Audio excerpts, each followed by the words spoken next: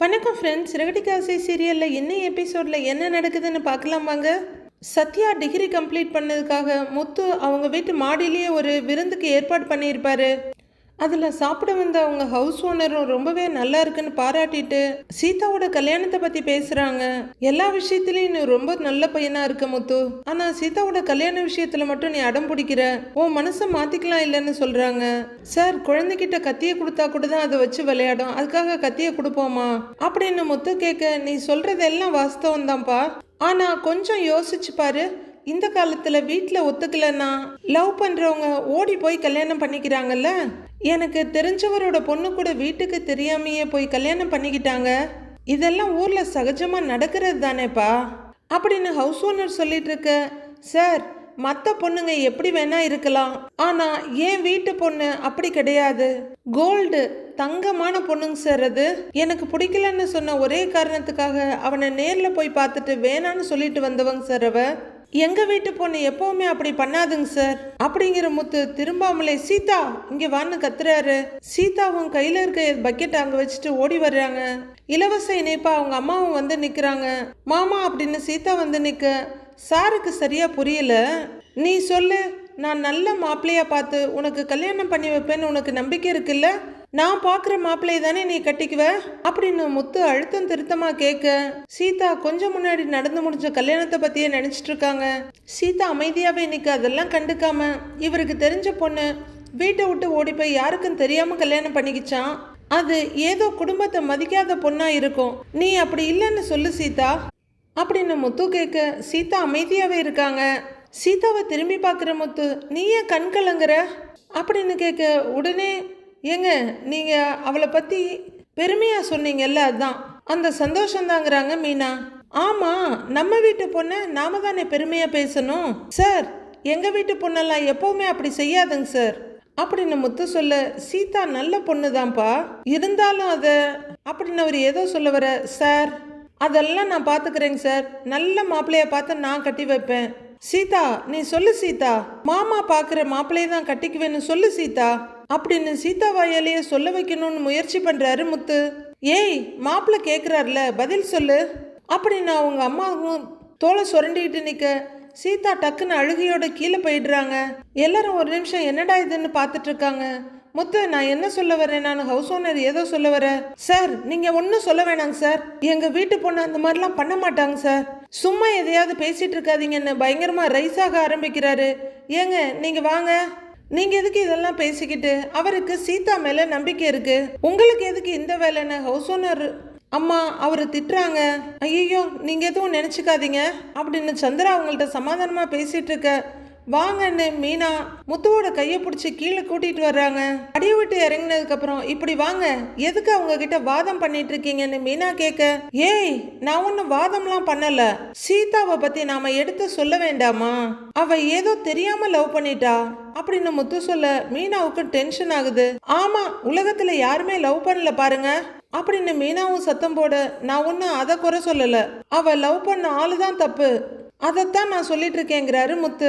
ஏங்க, சும்மா அதையே சொல்லிக்கிட்டு இருக்காதீங்க, ஒருத்தங்களுக்கு பிடிச்ச வாழ்க்கைய அவங்களே அமைச்சுக்குவாங்க, நாம் அதுக்கு தடையா இல்லாம இருந்தாலே போதும் அப்படின்னு மீனா சொல்ல, ஏதோ உள்ளர்த்தம் வச்சு பேசுற மாதிரியே இருக்கே, சீதா கூட என் பேச்ச கேட்குறா, நீ தான் கேட்க மாட்டேங்கிற அப்படின்னு முத்து சொல்ல, அப்படிலாம் ஒன்றும் இல்லைங்க, இன்னைக்காவது இதை பற்றி பேசாம இருங்கன்னு மீனா சொல்ல, நானா பேசுறேன், நீங்க எல்லாரும் சேர்ந்து பேசிட்டு என்ன சொல்லுங்க. சரி, நீ போய் சாப்பிடு, எனக்கு வெளியில கொஞ்சம் வேலை இருக்குன்னு முத்து கிளம்ப போறாரு. எங்க இருங்க இருங்க இருங்க அப்படின்னு கையை பிடிக்கிற மீனா, எங்க போறீங்கன்னு கேக்குறாங்க. எங்கேயும் போகல, உடு, அப்படியே பக்கத்துல சும்மா ஒரு ரவுண்டுன்னு முத்து சொல்ல, நீங்க எந்த ரவுண்டு போறீங்கன்னு எனக்கு நல்லா தெரியும், விசேஷம் வந்தாலே உங்க புத்தி மாறிடுதுல்ல, அதெல்லாம் எங்கேயும் போக வேண்டாம், இங்கேயே இருங்க, முதல்ல போய் சாப்பிடுங்க, போங்க அப்படின்னு மீனா மறுபடியும் முத்துவ மாடிக்கு பிடிச்சி தள்ளிட்டு போறாங்க. அவரு படியேறி மேலே போன உடனே வீட்டு பக்கமா திரும்புறாங்க மீனா. உள்ளர சீதா அழுதுகிட்டு நிக்கிறாங்க. மீனா வந்து சீதான்னு கூப்பிட்டோன்னே அழுதுகிட்டே அவங்க தோல்ல சாஞ்சிக்கிறாங்க. சீதா, என்னாச்சு, ஏன் அழற அப்படின்னு மீனா கேட்க, பெரிய தப்பு பண்ணின மாதிரி கில்ட்டியா இருக்குக்கா, மாமாவை என்னால ஃபேஸ் பண்ணவே முடியல அப்படின்னு சீதா சொல்ல, ஒரு விஷயத்தை செய்யறதுக்கு முன்னாடி நிறைய யோசிக்கலாம், செஞ்சதுக்கு அப்புறம் யோசிச்சு எதுவும் ஆக போறது நீ பயப்படாம இரு. இனிமே தான் நீ ரொம்ப ஜாக்கிரதையா இருக்கணும். அருண் கூட எல்லாம் எங்கேயும் வெளியே போகாத, சரியா? சரியா சீதா அப்படின்னு மீனா கேட்க சரின்ற மாதிரி தலையாட்டுறாங்க சீதா. சரிவா சாப்பிட போலான்னு தங்கச்சியை கூட்டிட்டு போறாங்க. சிட்டியோட ஆபீஸ்ல சிட்டி பிஏ அப்புறம் ஒரு அல்லக்கை நின்றுட்டு இருக்க. அண்ணே ரோஹிணி வர்றாங்கண்ணே அப்படின்னு அந்த அல்லக்கை ஓடி வந்து சொல்ல, சிட்டி பிஏவை பார்க்க அவர் டக்குன்னு எந்திரிச்சு, தெரியும்பா உள்ளர போகணும் அதுதானே, அவ வந்தாலே இப்படிதான் சொல்லுவேங்கிறாரு பிஏ. டேய் போடா உள்ளன்னு கையை காட்டுறாரு சிட்டி. அவர் அந்த பக்கம் ரூம்குள்ள போக இந்த கதவை திறந்துகிட்டு ரோஹிணி வர்றாங்க. வாங்க ரோஹிணி, என்ன திடீர்னு சொல்லாம வந்திருக்கீங்க, என்னாச்சு, ஏதாவது ஹெல்ப் வேணுமான்னு கேக்குறாரு சிட்டி. செம கடுப்புல இருக்க ரோஹிணி, நீ பண்ணின வரைக்கும் எல்லாமும் போதும், உன்னை போய் நம்பினேன் பாரு, என்ன சொல்லணுங்கிறாங்க. ஏன் ரோஹிணி, ஏன் டென்ஷன் ஆகுறீங்க, என்ன மேட்ரு அதை சொல்லுங்க முதல்ல, உட்காருங்கிறாரு சிட்டி. நான் ஒன்றும் உட்கார்ந்து பேசுறதுக்காக வரல, என்னை நல்லா ஏமாத்திட்டல அப்படின்னு ரோஹிணி கேட்க, நான் என்ன ஏமாத்தினேன், எனக்கு ஒன்றும் புரியலங்கிறாரு சிட்டி. நடிக்காத, திருட்டு நகையை என்கிட்ட கொடுத்துட்டு 1,00,000 பணத்தை வாங்கிட்ட அப்படின்னு ரோஹிணி சத்தமா கேட்க, என்ன சொல்றீங்க, திருட்டு நகையான அப்பாவியா கேட்குறாரு சிட்டி. வேணாம் சிட்டி, தெரியாத மாதிரி நடிக்காத, எனக்கு இருக்கிற பிரச்சனையை சரி பண்ணலான்னு தான் நான் அந்த நகையை வாங்கினேன். இப்ப அந்த நகையால நான் இன்னும் அசிங்கப்பட்டு நிக்கிறேன். என் வீட்டுல எல்லாரும் என்ன திருடின்னு நினைச்சிட்டு இருக்காங்க. மரியாதையா அந்த 1,00,000 பணத்தை திருப்பி கொடுத்துருங்கிறாங்க ரோஹிணி. பட்டுன்னு எழுந்திருக்கிற சிட்டி, என்னது பணத்தை கொடுக்கணுமா, எதுக்குங்கிறாரு. எதுக்குன்னா, திருட்டு நகையை என்கிட்ட தள்ளி விட்டுருக்க, என் மேல கோவமா இருக்க என் மாமியாரை சமாதானப்படுத்துறதுக்காக நான் அதை அவங்க கிட்ட கொடுத்தேன். அவங்க அந்த நகையை ஒரு ஃபங்க்ஷனுக்கு போட்டுக்கிட்டு போய் அங்க அந்த நகையோட சொந்தக்காரமா வந்து அந்த நகையை பார்த்து இது ஒரு பெரிய பிரச்சனையாவே ஆயிடுச்சு. இப்பதான் எனக்கும் என் மாமியாருக்கும் கொஞ்சம் பிரச்சனை தீர்ந்து காம்ப்ரமைஸ் ஆகுற மாதிரி இருந்தோம். இப்ப இந்த நகையால என் மேல கோபம் இன்னும் அதிகமாயிடுச்சு. மரியாதையா பணத்தை கொடுத்துருங்கிறாங்க ரோஹிணி. இருங்க இருங்க, ஏன் இவ்வளவு கோவப்படுறீங்க, திருட்டு நகையை நான் ஏன் வாங்கி உங்களுக்கு கொடுக்க போறேன், எனக்கு ஒரு ஆள் கொடுத்தான், அதை வாங்கி நான் உங்ககிட்ட கொடுத்தேன், அந்த ஆள் அதை வாங்கினானா திருடினானான்னு எனக்கு எப்படி தெரியுங்கிறாரு சிட்டி. எனக்கு அந்த கதையெல்லாம் தேவையில்லை, எனக்கு என் பணத்தை கொடு அப்படின்னு ரோஹிணி சொல்ல, சரி கொடுத்துடுறேன், அந்த நகையை கொடுங்கிறாரு சிட்டி. நகையான்னு ரோஹிணி கேட்க, ஆமா நகையை வாங்க தானே பணத்தை கொடுத்தீங்க, நகையை கொடுங்க பணத்தை கொடுத்துடுறேன் அப்படின்னு சிட்டி கேட்க, நீ தான் அந்த நகையை திருடி இருக்க அப்படின்னு ரோஹிணி சொல்ல, சிட்டிக்கும் கொஞ்சம் கோவம் வந்துடுது. ரோஹிணி தேவையில்லாத பேச வேண்டாம், நான் திருடினதை நீங்க பாத்தீங்களா, உங்களை மாதிரி தான் நானும் ஏமாந்துருக்கேன். இப்ப நீங்க பணத்தை கொடுத்து ஒரு பொருளை வாங்குறீங்க, திரும்பவும் பணம் வேணும்னா அந்த பொருளை திருப்பி தரணும்ல, நகையை கொண்டு வாங்க பணத்தை தர்றேன் அப்படின்னு சிட்டி கேட்க, இங்க பாரு சிட்டி, நான் உன் கூட சண்டையெல்லாம் ஒன்றும் போட வரல, அந்த மாதிரி இன்டென்ஷனும் இல்லை, நானே ரொம்ப நொந்து போயிருக்கேன், தயவு செஞ்சு அந்த பணத்தை மட்டும் கொடுத்துடு, எவ்வளவு பிரச்சனை ஆயிடுச்சுன்னு சொல்றேன், நீ அந்த நகையை கேட்குற, இந்நேரம் என் மாமியாரை அரெஸ்ட் பண்ணி ஜெயிலில் வச்சிருப்பாங்க, அப்படி மட்டும் நடந்திருந்துச்சு நான் என் புருஷனோட சேர்ந்து வாழறதுக்கே வழி இல்லாம போயிருந்திருக்கோம் அப்படின்னு ரோஹிணி கொஞ்சம் உருக்கமா சொல்ல, அதெல்லாம் சரிங்க, நான் அந்த நகையை இன்னொருத்தங்க கிட்ட இருந்து வாங்கினேன், அதை திருப்பி கொடுக்கணும், அதை திருப்பி கொடுத்தா தானே பணத்தை தருவான், அப்பதானே நான் உங்களுக்கு பணத்தை கொடுக்க முடியும், நகையை எடுத்துட்டு வாங்க உடனே பணத்தை வாங்கிக்கோங்கிறாரு சிட்டி.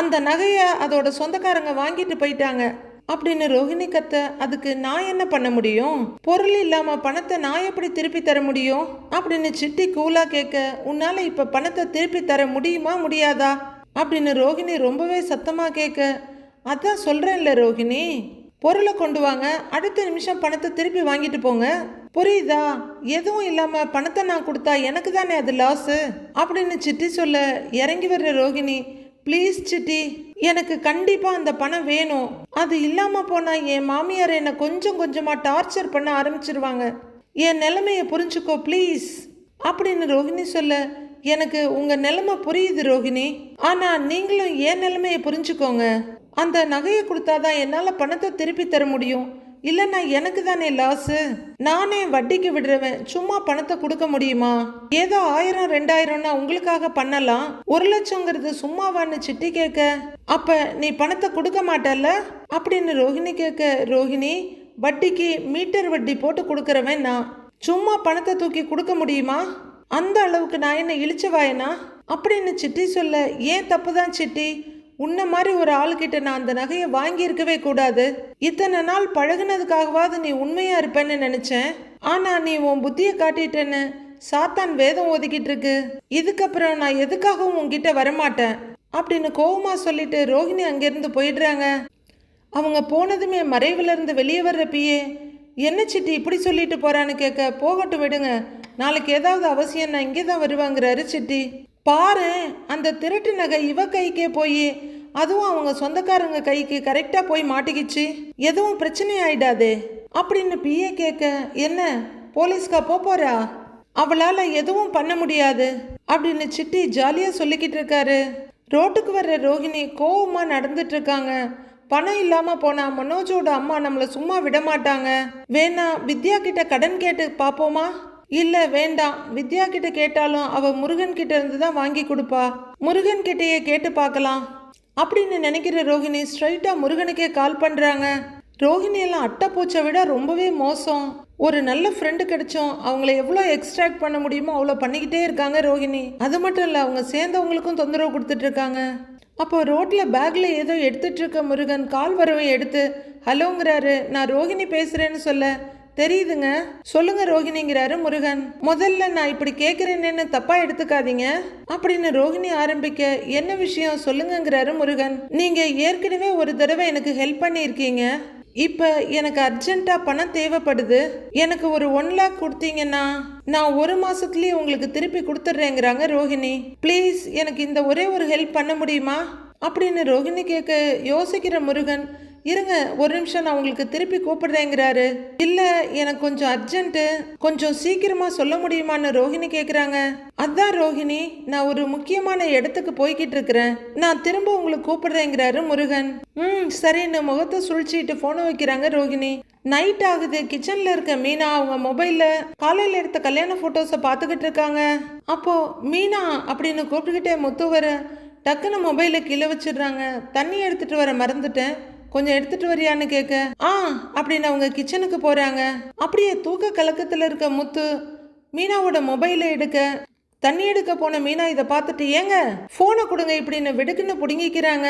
எதுக்கு ஏன் போனெல்லாம் எடுத்து பாக்குறீங்க அப்படின்னு மீனா கத்த, அதுக்கு ஏன் இவ்வளோ டென்ஷன் ஆகுற, என்ன போன்ல ராணுவ ரகசியமா வச்சிருக்க, அப்படி வந்து புடுங்குற, இதுல என் கைய வேற நெகத்தை வச்சு கீறிட்டேங்கிறாரு முத்து.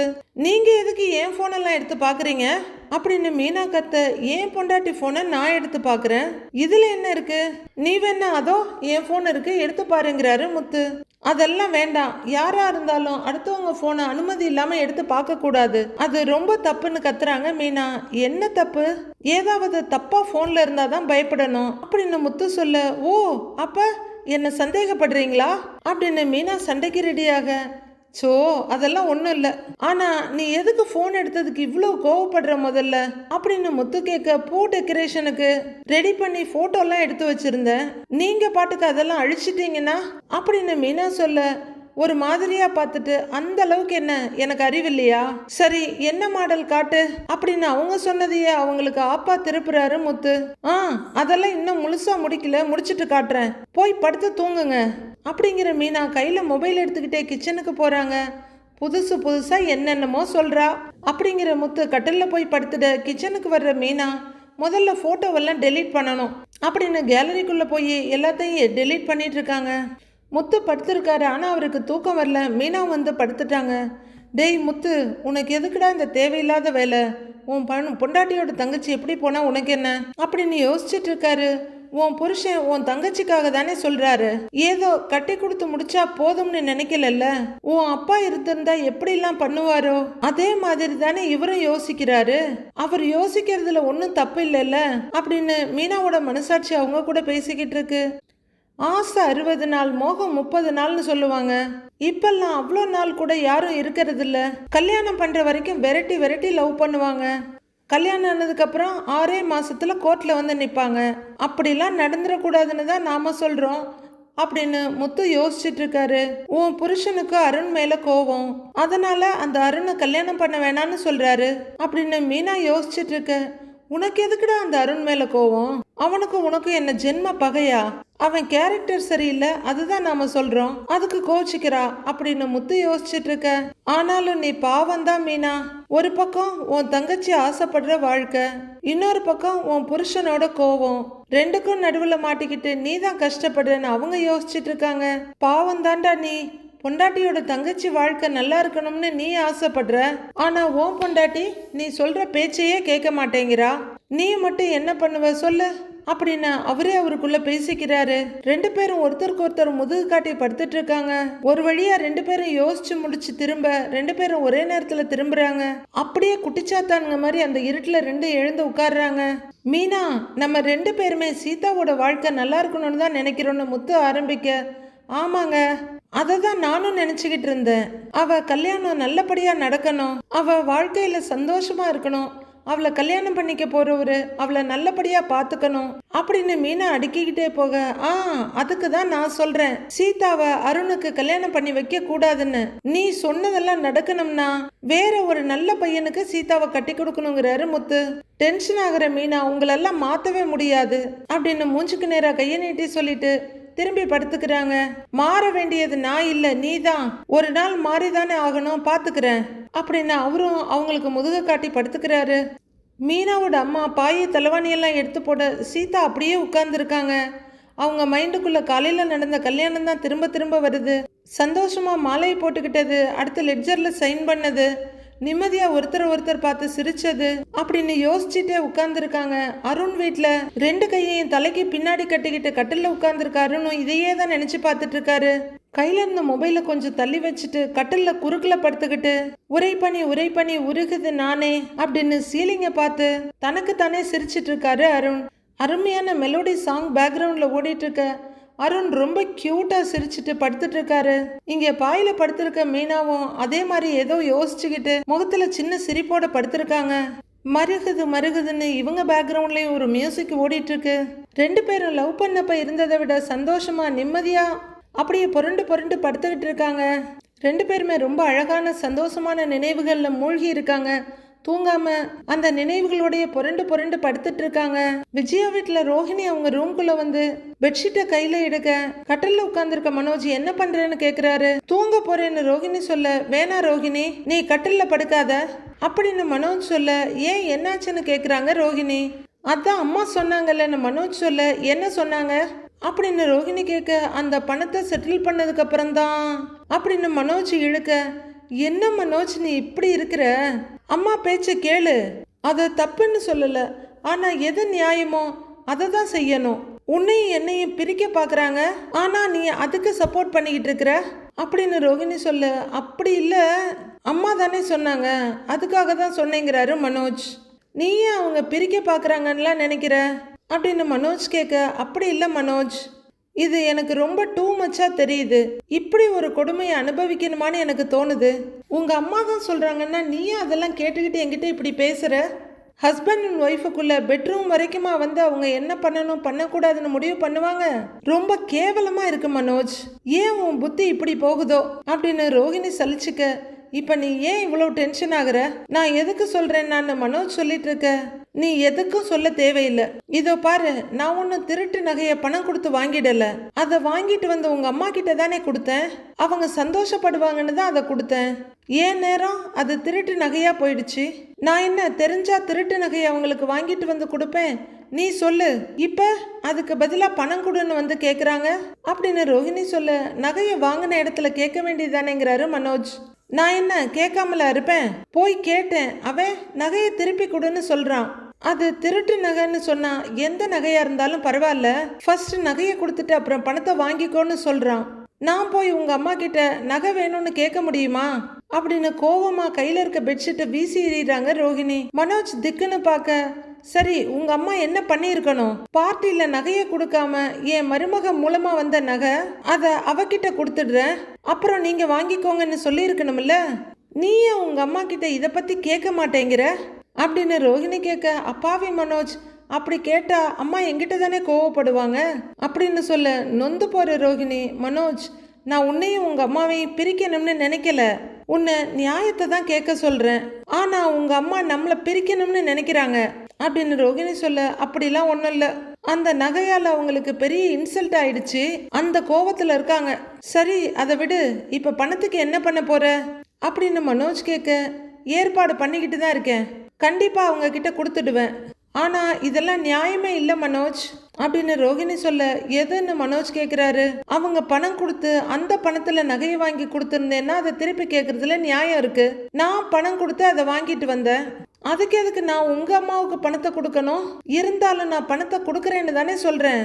அது வரைக்கும் கட்டில்ல படுக்க கூடாதுன்னு சொல்றது அசிங்கமா இருக்கு மனோஜ். நீ ஏன் இப்படி இருக்கன்னு எனக்கு தெரியவே மாட்டேங்குது அப்படின்னு ரோகிணி சொல்ல, கீரல் விழுந்த ரெக்கார்டர் மாதிரி அம்மா சொல்லியிருக்காங்கல்லங்கிறாரு மனோஜ். ரோஹிணிக்கு எக்ஸ்ட்ரீம் லெவல்ல கோவம் வந்துடுது. டென்ஷன் ஆகி நெத்திய பிடிச்சிக்கிட்டு, அம்மா அம்மா அம்மா, இப்ப என்ன, நான் உன் கூட கட்டில்ல படுக்க கூடாது அதானே அப்படிங்கிற ரோஹிணி தலைவாணி எடுத்துட்டு அந்த பக்கமா போக, ரோஹிணி நில்லுங்கிறாரு மனோஜ். ரோஹிணி நின்று அவரை திரும்பி பார்க்க, நீ சொல்றது கரெக்டு, நான் தான் தப்பு பண்ணிட்டேன்.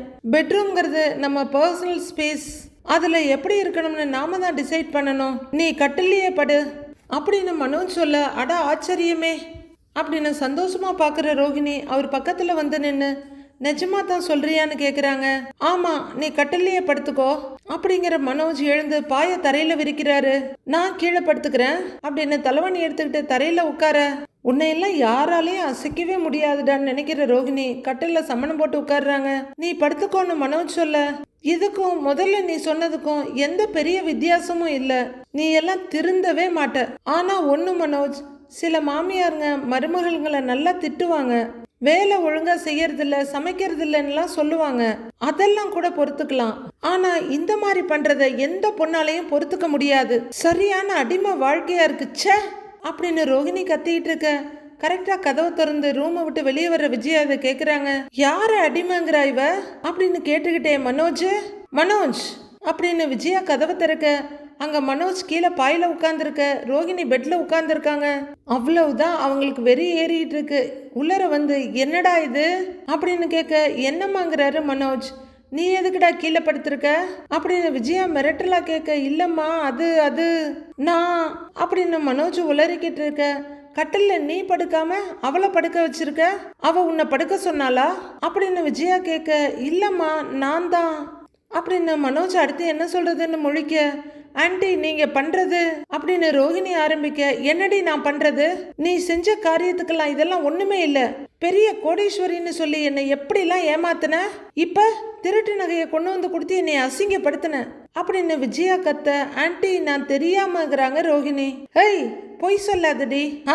உனக்கு என்ன பொய் சொல்றது புதுசா, நீ பண்ணின வேலைக்கெல்லாம் இன்னமும் உன்னை ஒன்றும் பண்ணாம இந்த வீட்லயே விட்டு வச்சிருக்கேன் பாரு, சிறந்த மாமியார்னு எனக்கு அவார்டு தான் கொடுக்கணும், மகாராணி மாதிரி உட்கார்ந்துருக்க அப்படின்னு விஜயா மறுபடியும் ரோஹிணியை வறுத்தெடுக்க, கடவுளேன்னு ரோஹிணி பார்த்துக்கிட்டு இருக்காங்க. நாளைய ப்ரோமோவில் முத்துவும் செல்வமும் ஒரு மேட்ரிமோனி ஆஃபீஸில் வந்து உட்கார்ந்துருக்காங்க. சீதா தானே அப்படின்னு அங்கே இருக்க இன்சார்ஜ் கேட்க, ஆமாங்க சார்ங்கிறாரு முத்து. அந்த பொண்ணுக்குன்னே பிறந்த மாதிரி ஒரு ஜாதகம் வந்திருக்கு அப்படின்னு அவர் சொல்ல, மாப்பிள்ளை யாருங்க சார், என்னவா இருக்காரு, நல்ல இடமா, படிச்சவராங்க சார் அப்படின்னு முத்து ரொம்பவே ஆர்வமா கேட்டுக்கிட்டே போக, இருப்பா இருப்பா, அந்த பையனோட அம்மாவையே வர சொல்லியிருக்கேன், இவங்க தான் பையனோட அம்மா அப்படின்னு அவர் கைய காட்ட, அங்க அருணோட அம்மா வந்துகிட்டு இருக்காங்க. அவ்வளவுதான், முத்து பயங்கர கடுப்பாயிடுறாரு. டக்குன்னு வெளியே எழுந்திருச்சு கூட வர்ற செல்வம், பாரு ஜாதகமே அவங்களுக்கு ரொம்ப பொருத்தமா இருக்குன்னு சொல்லுது அப்படின்னு செல்வம் சொல்ல, பயங்கரமா முறைச்சுக்கிட்டு நிக்கிறாரு முத்து. மீதி என்ன நடக்குதுன்னு நாளைக்கு பார்க்கலாம் ஃப்ரெண்ட்ஸ்.